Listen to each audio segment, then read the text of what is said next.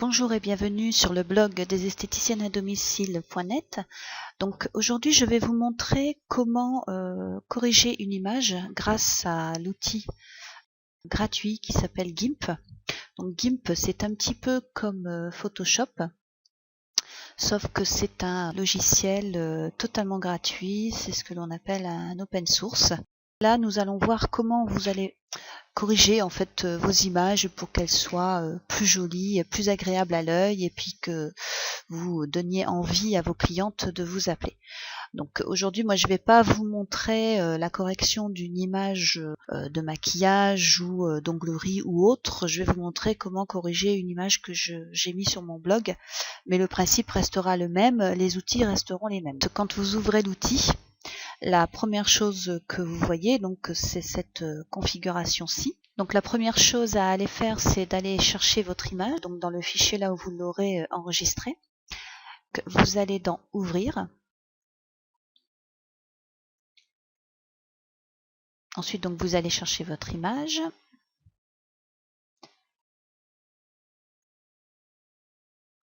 Moi, il me semble que c'est celle-ci, voilà. Voilà. Donc vous voyez, c'est franchement pas une image très top.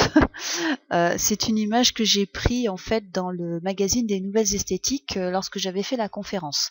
Donc cette image, je vais la mettre pour illustrer l'article que j'avais écrit sur le sujet. Et j'aurais très bien pu la scanner, mais là en fait je l'ai prise en photo simplement avec mon appareil photo qui se trouve dans mon téléphone portable. Donc la qualité est pas terrible. Le cadrage n'est pas bon, la luminosité n'est pas bonne non plus. Donc en fait la première chose déjà qu'on va faire, c'est recentrer l'image pour enlever en fait cet effet de page un peu tordue. Je vais essayer de garder le titre, mais vous voyez comme ici c'est un petit peu voilà, c'est un peu blanc, mais vous allez voir qu'on peut corriger ceci également. Vous allez prendre en fait l'outil de découpage ici, donc vous cliquez dessus. Vous allez sélectionner la partie de l'image que vous souhaitez conserver. Donc moi je veux garder, donc sans lâcher votre souris hein, bien entendu. Donc ce que je veux garder c'est voilà. On va garder ça. Voilà. Et ensuite vous appuyez sur Entrée. Donc déjà vous voyez l'effet de page un peu tordu n'est déjà plus là. On va quand même améliorer un petit peu le contraste parce qu'elle est quand même un petit peu floue. Donc pour cela, vous allez aller dans l'outil couleur. Voilà. Luminosité et contraste. Vous n'oubliez pas de cocher aperçu, comme ça vous allez voir directement comment ça se passe au niveau de votre image. Donc on va essayer de mettre un peu plus de contraste. Voilà, pas trop. Voilà, pour que ce soit un peu plus net. Alors, ce que vous pouvez faire en appuyant sur la touche CTRL et vous tournez avec la molette. Voilà, et là ça permet d'agrandir et déjà de voir un petit peu plus votre image. Vous pouvez la déplacer aussi, donc là vous n'appuyez plus sur CTRL. Là vous voyez, j'ai fait une mauvaise manipulation. Alors quand on fait une mauvaise manipulation comme ça, c'est très simple. Vous avez ici la petite flèche. D'accord ? Vous annulez. Voilà, tout simplement. Donc moi je reviens là où j'en étais. On reprend l'outil. Luminosité, contraste. Voilà, donc un peu plus de luminosité, un petit peu plus de contraste. Allez, on va mettre encore un petit peu plus de contraste. Pas trop.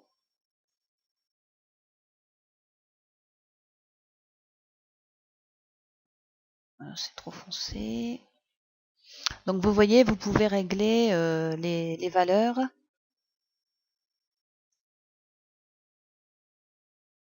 Au niveau de votre image. Voilà. Bon. Je pense que j'aurais pas mieux, hein, parce qu'après, bien sûr, la qualité de votre image, au plus vous allez prendre une jolie image à la base, au moins vous aurez de corrections à faire.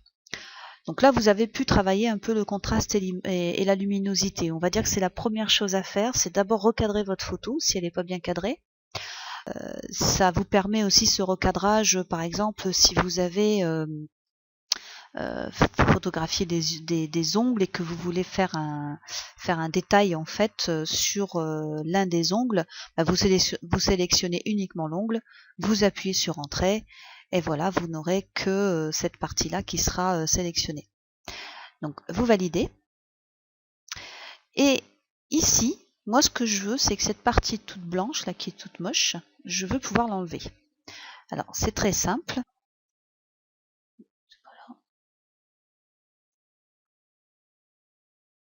Voilà. Ici, vous voyez, il y a du blanc. Donc c'est simple. Ce que je vais faire, c'est que je vais cloner une partie. Donc vous sélectionnez clonage. Vous cliquez simplement dessus. Là, vous voyez, vous avez un petit point. Ce petit point, en fait, vous allez prélever la couleur qui vous convient. Donc moi, en l'occurrence, je veux du noir ici pour remettre du noir ici. Mais si par exemple vous avez photographié quelque chose et qu'il y a un défaut, imaginons que, je sais pas, vous voulez corriger un petit bouton sur une cliente, un petit défaut sur une cliente et vous voulez pas que ça apparaisse trop au niveau de la photo, dans ces cas-là, vous faites la même chose. C'est-à-dire que vous sélectionnez le grain de peau qui se trouve juste à côté et ensuite vous allez cliquer sur le défaut en question. Donc moi c'est un peu le même principe, sauf que là c'est pas du pot, c'est un fond noir. Donc vous appuyez sur CTRL, vous appuyez une fois pour sélectionner la photo, vous relâchez le tout, et puis ensuite, voilà, vous allez en fait colorer la partie qui se trouve ici dans le noir. Alors vous pouvez voilà, reprendre la photo, à chaque fois vous appuyez sur, vous cliquez, vous voyez, parce que là moi je l'ai trouvé un peu trop foncé. Pareil, hop, voilà, je reclique à chaque fois. C'est juste pour être sûr d'avoir la bonne teinte au niveau. Hop, voilà.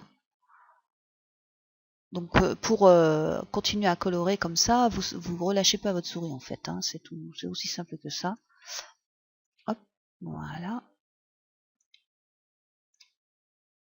Donc à chaque fois, vous voyez, vous allez reprendre la couleur qui vous convient. Vous voyez, voilà.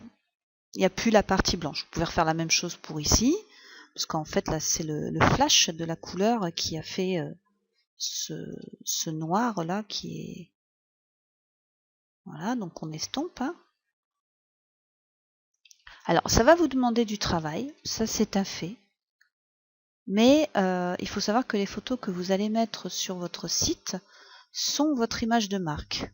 Votre maquillage peut être magnifique, votre pose d'ongles est belle, et puis vous avez un appareil un peu pourri où vous avez également je sais pas moi, une luminosité qui est vraiment pas terrible, mais vous voulez quand même prendre la photo, et puis au final la photo est pas bonne, et c'est dommage de s'en passer, alors qu'il suffirait simplement, vous voyez, de rectifier des petits détails.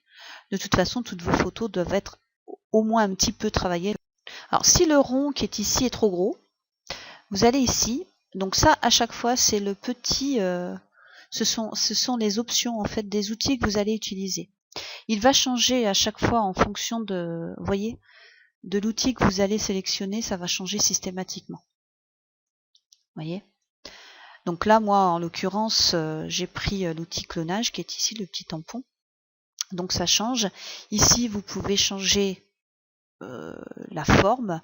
Donc moi j'ai pris quelque chose de diffus, c'est ce qui est le plus simple pour pouvoir corriger, mais vous pouvez prendre quelque chose d'un peu plus marqué. Ici vous pouvez travailler l'opacité, donc l'opacité c'est-à-dire que si vous voulez faire quelque chose de transparent par-dessus, bon là pour la correction j'en vois pas trop l'intérêt. Et vous pouvez ici diminuer la taille. Donc vous voyez mon rond il est gros comme ça, si je diminue la taille ici, hop, vous voyez, il est beaucoup plus petit. Je peux aussi l'agrandir. Voilà. Et là, il sera beaucoup plus gros. Voilà. Voilà. Donc vous voyez, la photo est beaucoup plus nette. Je n'ai plus ce petit côté blanc qui montrait en fait que la photo était extraite d'un livre. Je pourrais même un petit peu la recadrer. Je vais peut-être la recadrer même un peu plus, vous voyez ici. Voilà, je vais la mettre juste au-dessus de nos têtes.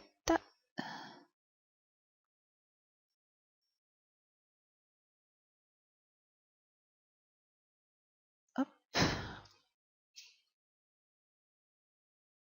Voilà. Donc une fois que vous avez fait en fait toutes vos corrections, vous ne devez pas l'enregistrer, vous allez devoir l'exporter. Alors vous allez l'exporter comme ça en faisant fichier, exporter. Vous lui donnez un nom pour pouvoir la retrouver très facilement. Donc moi par exemple je mets toutes mes images là-dedans. Voilà, vous mettez un nom. Donc voilà, vous mettez, je vais mettre photo congrès. Vous pouvez la mettre en JPEG. Vous exportez. Et donc là, une fenêtre s'affiche. Je vous conseille de la mettre en 80 au niveau de la qualité. Alors 80 pourquoi? Parce que sur les sites internet, c'est pas la peine de le mettre à 100%, ça va simplement alourdir votre photo. C'est tout ce que ça va faire. 80 c'est largement suffisant pour illustrer des photos de sites internet. Par contre, si vous voulez retravailler une photo pour la donner à un imprimeur, il faut absolument que votre photo soit mise en 300 dpi, c'est-à-dire une très bonne qualité, la plus grande possible et avec le plus de pixels possible en fait. Hein. Donc ici c'est pas trop le propos. Par contre, ce que je viens de me rendre compte, c'est ici, vous voyez, elle est énorme cette photo. Je vais peut-être la réduire un peu. Alors j'annule. Donc là, vous voyez, elle fait 1671 sur 1238 pixels. Pour un site internet, c'est beaucoup trop grand. C'est beaucoup trop lourd. Donc je vais la réduire. Je vais réduire l'image. Échelle. Voilà. Et je vais la mettre, moi en largeur, je mets tout en 400. Toutes mes photos font 400 de large. Comme ça, je suis sûre que tout fonctionnera bien. Vérifiez ici que ça, c'est bien... vous voyez que c'est pas écarté. C'est bien scindé. Parce que si vous l'écartez et que vous modifiez ici, vous n'avez pas modifié là, la hauteur, et votre image va être déformée. Là non, là vous gardez en fait les proportions de l'image. Vous mettez à l'échelle, hop, elle est toute petite. Voilà, donc on recommence, exporter. Je vais lui redonner un nom de nouveau. Photo congrès, voilà.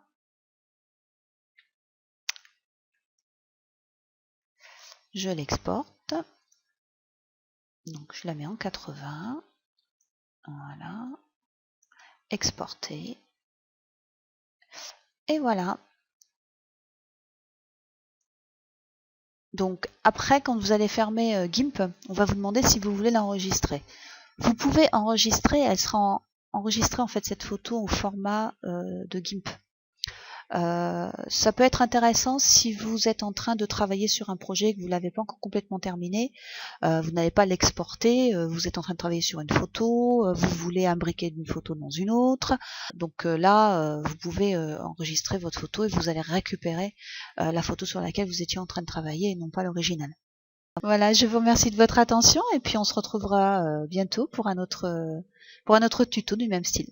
Au revoir.